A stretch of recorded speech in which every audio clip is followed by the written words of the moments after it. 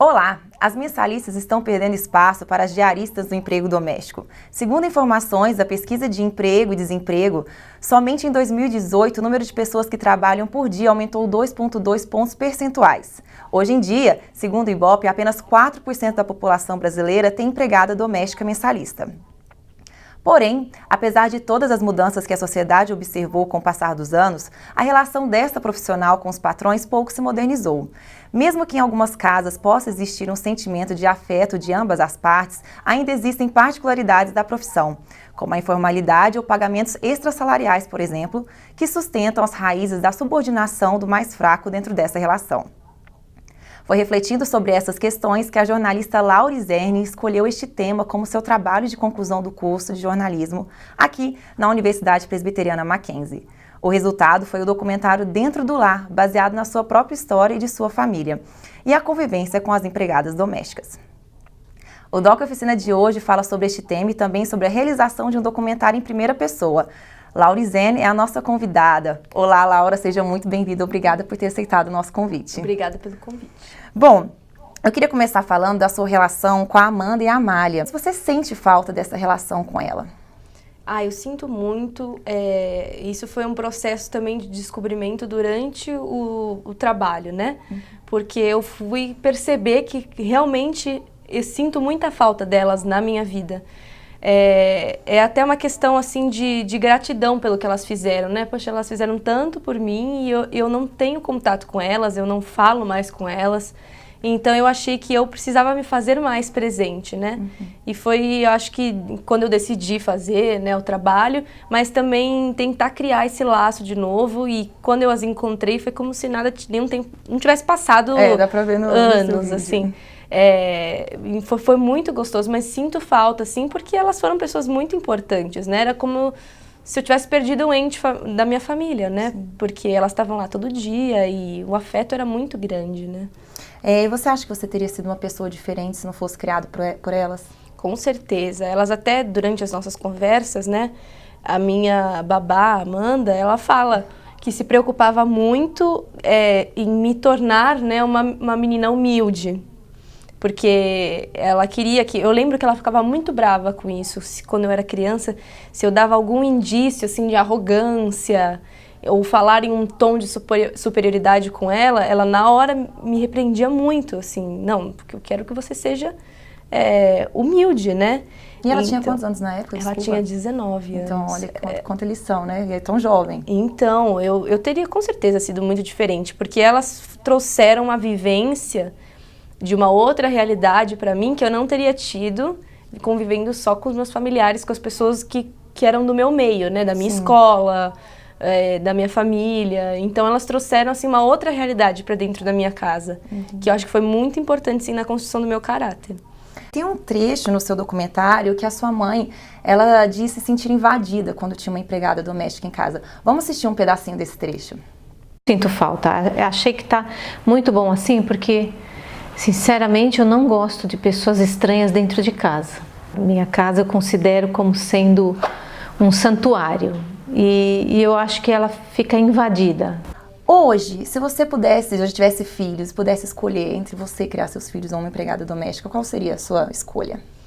Eu escolheria, com certeza, eu mesma criar meus filhos. Até porque eu lembro, pensando assim, como eu me sentia quando era criança.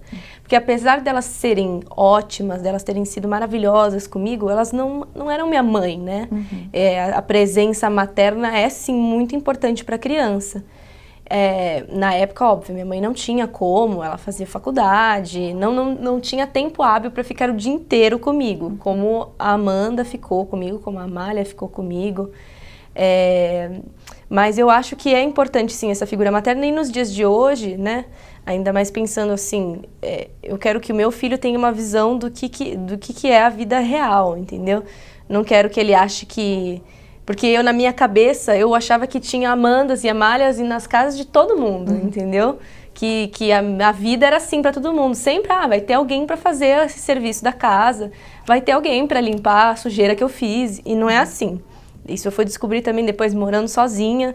Quando eu saí desse ambiente familiar, com empregadas, eu fui descobrir que não, a gente que tem que cuidar das nossas próprias responsabilidades, né? Faz parte do amadurecimento também, Exatamente. Né? Mas você acha, assim, que a sua mãe, ela sentiu um pouco, hoje, né, mais madura, que ela sentiu um pouco de ciúmes dessa criação? Olha, isso é uma boa pergunta. Isso é uma boa pergunta. Pelo comentário dela no comentário. Vídeo, Eu não sei, a minha mãe é um mistério, às vezes, o que passa ali na cabecinha dela, mas talvez seja um pouco. Eu nunca tinha parado para pensar nisso, exatamente. Mas eu acho que o que ela quis dizer ali é questão mesmo de intimidade, enfim, que ela realmente... Eu entendo o que ela quis dizer, talvez ela não tenha colocado nas melhores palavras, sim, mas que assim, você perde um pouco da sua privacidade, porque você tem, apesar de serem pessoas que convivem muito com você, de certa forma você tem que se preocupar de estar vestida de algum jeito, de falar certas coisas. E então eu acho que ela quis mais dizer um pouco isso, sabe? E você, quando estava gravando seu documentário, relembrou algo da sua infância que te marcou, seja positivo ou negativo? Ai, várias coisas. Nossa, quantas coisas eu lembrei. Coisas que, assim, eu não lembrava, mas depois que elas me contaram, eu falei, nossa, realmente. Assim, tantas histórias, porque muitas vezes, de fim de semana, meus pais iam sair e eu ficava na casa delas, né? Elas não vinham pra minha casa, eu ia até a casa delas. E aí lá era completamente diferente da minha. A minha era eu, meu pai e minha mãe, aquele silêncio. E na dela eram 5 filhos, mais um adotado. Era, assim, uma bagunça. Sempre tinha gente pra lá e pra cá. Era muito divertido. Eu lembro que quando a minha mãe vinha me buscar, eu falava, não quero ficar aqui, me deixa aqui. E quanta história, nossa, bolo, coisa que a gente fazia na cozinha, uma bagunça. Então E elas gostavam, sabe? Isso que era mais... Eu ia lá... bagunçava tudo e elas mesmo assim adoravam. Eu fico pensando nisso hoje, nossa, quanto trabalho eu dei, né? E mesmo assim elas faziam com gosto. Olha, agora eu quero saber os desafios que você encontrou ao fazer seu TCC, mas vamos deixar isso para o próximo bloco, o Doc Oficina volta já.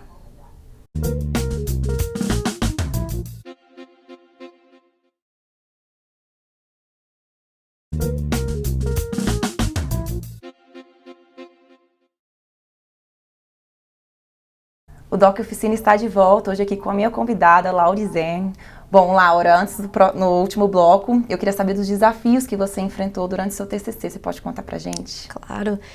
Acho que o TCC, ele é um desafio diário, assim. A cada dia vai ter às vezes uma questão que você vai falar, será que eu estou indo pelo caminho certo? Será que eu estou fazendo a coisa certa? Então, já tem isso como desafio, que é você... lutar contra esses pensamentos. Mas eu acho que o que mais, assim, foi... que eu lembro que eu fiquei muito preocupada na época. Tem algumas cenas do meu documentário em que eu apareço. E eu levei uma amiga junto para me ajudar nas filmagens, nessas cenas em que eu aparecia, em que eu não poderia estar na câmera. Então eu não fazia ideia de como tinham saído esses vídeos. E eu fiquei muito apreensiva. Um dia, não sei, eu enfiei na cabeça, porque na hora que eu abri rapidamente para dar uma olhada nos vídeos, eu não achei um vídeo que era super importante. Aí me deu, assim, um negócio, falei, gente, não é possível. E era o mais importante, assim, do documentário, que ia dar uma naturalidade pro negócio, não ia ter como repetir essa filmagem. E aí eu entrei em pânico na hora. Mas assim, pânico. Aí depois a minha amiga falou, calma, eu lembro de ter filmado isso, fica calma. Aí eu depois sentei com mais calma, assisti. E aí vem a parte que é a mais, né, complicada para quem faz documentário, que é decupar, né? Escolher o que vai ficar, o que não vai ficar. E essa parte dói, assim, porque você às vezes põe tudo, nossa, eu cortei tudo que tinha para cortar. Aí quando você vê, tá com 1 hora de documentário, aí você fala, não tem. Aí vai cortar mais e parece que não tem fim, sabe? Aí vai dando aquele desespero. Você teve, então, bastante material. Foi você que editou o seu trabalho? Fui eu que editei. Eu fiz todo o roteiro. Não teve, assim, um roteiro super certinho. Mas eu sabia mais ou menos o que eu queria no começo, no meio e no final. Então, depois...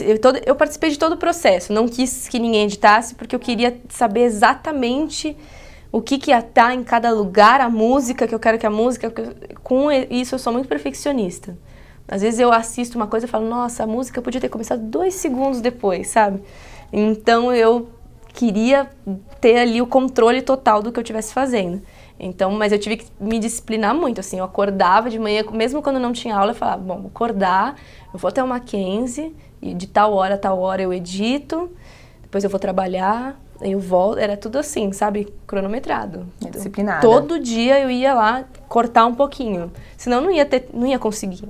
E esse foi o seu tema inicial, ou você teve uma ideia e mudou? Porque eu acho que essa é a maior dúvida dos estudantes do sexto semestre. Eu fiz um trabalho, né, um projeto de TCC no sexto semestre, que não tinha nada a ver com esse tema. Perdeu todo o trabalho. Perdi. Todo o semestre. Eu não perdi ele inteiro, assim, porque eu acho que o ponto-chave daquele trabalho era o mesmo do meu TCC, que era o contraste.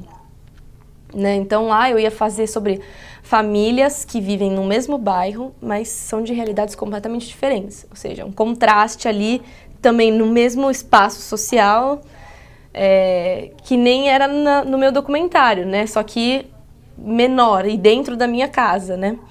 E eu fiz esse trabalho, tudo certo, vai ficar lindo, maravilhoso. Comecei o 7º semestre, né? E durante as férias, né, entre o 6º e o 7º, eu fui conversando com as fontes, com possíveis fontes, e eu tava com uma dificuldade tremenda de achar fonte. Porque, de certa forma, eu ia ter que entrar na casa de pessoas que eu não conhecia. E as pessoas iam ter que me deixar entrar e mostrar, olha como você é rico, olha como vocês são diferentes, sabe? Ia ser complicado. Eu achei uma família, né, em Paraisópolis, mas depois eles acabaram desistindo. E aí, na hora, eu falei, eu não vou conseguir, sabe? Eu vi pela dificuldade da fonte, então eu falei, não vai dar. Vai que no meio do caminho, sei lá para maio, eu vejo que não estou conseguindo fonte, como é que eu vou fazer? Aí, um dia, conversando com o Vanderlei sobre o meu orientador, né, sobre esse tema, sobre o contraste, batendo um papo mesmo, me deu um clique falando, eu ia falar do contraste na casa dos outros, sendo que eu tive um na minha casa a vida inteira. E aí foi quando eu falei, bom, vou perguntar para elas. Perguntei para ele o que você acha desse tema, você acha que é pertinente? Ele falou, bacana. Perguntei para elas toparam. Perguntei para os meus pais toparam. E foi. Ia ser muito mais tranquilo no quesito fonte. Aí só acertar mesmo o que eu ia abordar dentro do trabalho, que acho que esse também foi bastante desafiador. E quanto tempo você levou, assim, até fazer contato com a Amanda e a Amália, gravar? Quanto tempo foi esse processo? Eu lembro que eu fiz contato com elas em março do ano passado. E eu finalizei o trabalho em setembro, outubro de 2018. Então foi quase um ano, assim, né? Todo esse processo de contatá-las, de arrumar todo o meu relatório. Então, de fazer. Eu lembro que a primeira filmagem eu acho que foi em abril ou maio. E aí depois nas férias eu fui fazendo um pouco mais, porque eu ia fazendo aos poucos, sabe? Eu acho que isso é importante também, você começar com muita antecedência, para ver como que as pessoas vão reagindo às entrevistas, que às vezes no meio do caminho anda para outro lado, né? E você precisa ter tempo para se preparar para isso, né? E em algum momento desse você desanimou do tema? Pensou em mudar por uma outra segunda vez? Eu acho que não pensei em mudar de tema, mas desanimei assim como estavam indo as coisas, né? Meu maior medo, eu falava pro meu orientador, era e no final a pessoa vai estar assistindo e vai falar, e daí, sabe? E daí, com a sua história com a moça que trabalhou na sua casa? Esse era o meu maior medo, que ficasse algo, olha que linda essa história, mas que não gerasse uma reflexão. Mas no fim a gente foi acertando, estavam faltando alguns detalhes, assim, um detalhe aqui, uma cena aqui que desse realmente aquela cutucada na pessoa que estivesse assistindo e gerasse alguma reflexão sobre o assunto. Mas o meu medo era mesmo que ficasse vago, sabe? Entendi. E antes da gente finalizar, eu queria que você deixasse uma dica para os estudantes sobre o TCC. Acho que minha dica é faça com antecedência. Não deixa para a última hora, porque eu vi colegas meus assim deixarem para a última hora e não saiu. O trabalho vai sair no final das contas, mas se você quer um negócio legal e você possa mostrar depois, usar como portfólio quando você estiver formado, é fazer com calma, porque você vai vendo dia após dia a evolução. Aí você tem tempo de, às vezes, quando dá alguma coisa errada, de você ir lá e corrigir. Porque às vezes se você tá super em cima, não vai dar tempo de corrigir e vai sair errado mesmo. Assim, se a pessoa quiser passar, tudo bem, ela vai conseguir, vai se formar, mas se você quiser fazer um negócio bacana para depois, para levar para depois da faculdade, para o mercado de trabalho, eu acho que sim, se programar muito bem e estar sempre em contato com o orientador. É muito importante essa relação próxima com o orientador e tirando dúvidas semanalmente, que era o que eu fazia. Realmente fazer um cronograma de produção. Bacana, Laura, muito obrigada por ter aceitado o nosso convite. A você, telespectador, fique agora com mais um trecho do trabalho realizado pela Laura. Muito obrigada pela audiência e até o próximo Doc Oficina.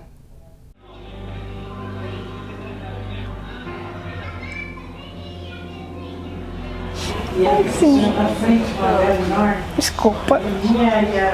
Então, tua família é minha família. Porque eu sei que um dia que eu puder precisar deles, eu sei que eu posso contar com eles. Eu sei. Eu posso contar com eles sempre. É que eu não queria dar trabalho, assim, sabe? Eu sei que tem a vida deles, tudo, entendeu? Mas vocês são minha família também.